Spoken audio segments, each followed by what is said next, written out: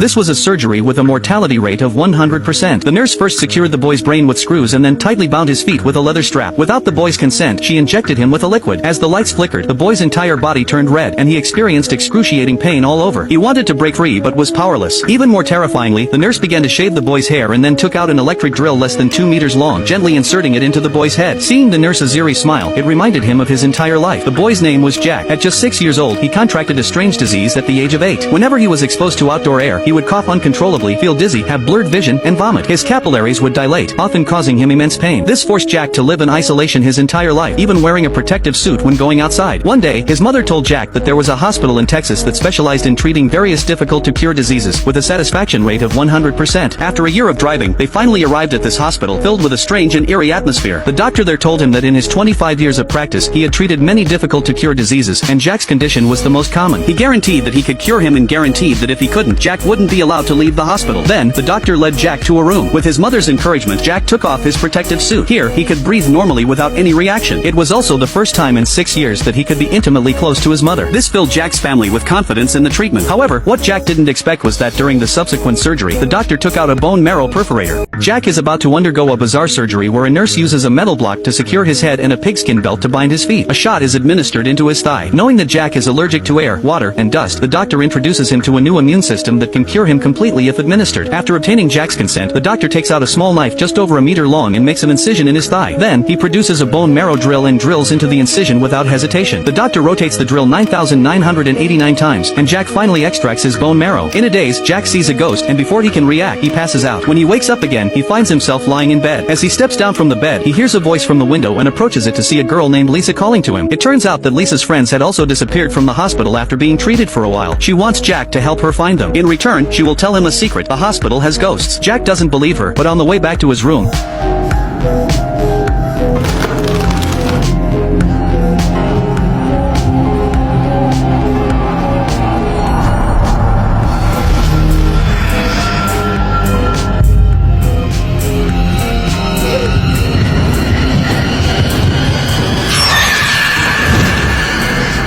it turns out to be his father, which relieves him a bit. However, when he goes to sleep, another eerie scene occurs in his room. The bathroom light flickers and goes out. The ghost appears again, and Jack tries to leave, only to find the door locked. He has no choice but to hide in the closet,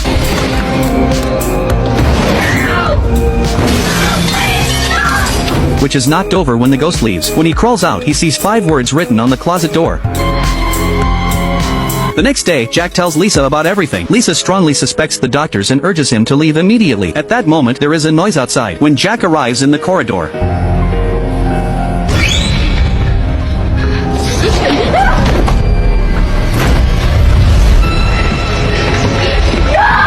Jack arrived at a highly acclaimed hospital, only to find himself being lifted into the air after just 2 surgeries. Desperately struggling to break free, he was ultimately dragged out. Looking through a mirror, he saw several ghosts responsible for dragging him there. It was at that moment the doctor pulled him back inside, saving him from exposure to the outside air. Later, Jack discovered Lisa's friends' records in the hospital files. All of them had undergone 3 stages of treatment, but died during the 3rd stage while on the operating table. Jack quickly sought out his father and informed him of everything. His father promised to take him away as soon as day broke. However, unbeknownst to Jack, his father secretly injected him with a sedative. When Jack realized what was happening, several nurses entered the room and forcibly took him away. With his father's help, Jack was placed on the operating table. Soon, the nurses tightly bound him, intending to proceed with the 3rd stage of treatment. Unable to bear seeing her child in pain, Jack's mother intended to abandon the treatment and take him away. However, his father forcefully intervened. The doctor then took out a sacred tool for treatment, a Bible, and began to babble religiously. Shortly after, the 3 of them began chanting incantations. Once everything was prepared, the doctor produced a small cross-shaped knife ready to stab Jack in the chest. At this critical moment, Jack's superpowers awakened, rendering the doctor unable to pierce through no matter how hard he tried. Controlled by Jack, the doctor accidentally stabbed himself in the chest. Jack then used his superpowers to burn off the restraint, causing panic among the 3 individuals. However, they discovered the door was locked and they couldn't escape. Slowly, Jack stood up and with a wave of his hand, the 3 individuals began to float in midair. They circled around Jack and his mother. Driven by anger, Jack wanted to know the truth. He ignited a fire that consumed the 3 individuals. Finally, his mother revealed the truth. And your father did.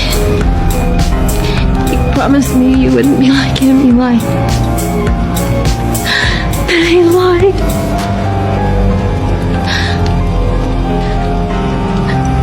The devil always lies. His father had brought him to the hospital to purify his soul. If they couldn't purify him, he would be forever trapped in the hospital. Consequently, Jack walked out of the hospital step by step with a raging fire behind him. As he exited the hospital, the entire building was engulfed in flames. Lisa had been waiting outside all along. It turned out she was also a child of Satan, and many of her siblings had died in this hospital. If they couldn't escape alive, they wouldn't be qualified to become children of Satan. Thus, the three of them embarked on a journey to find their path as children of Satan.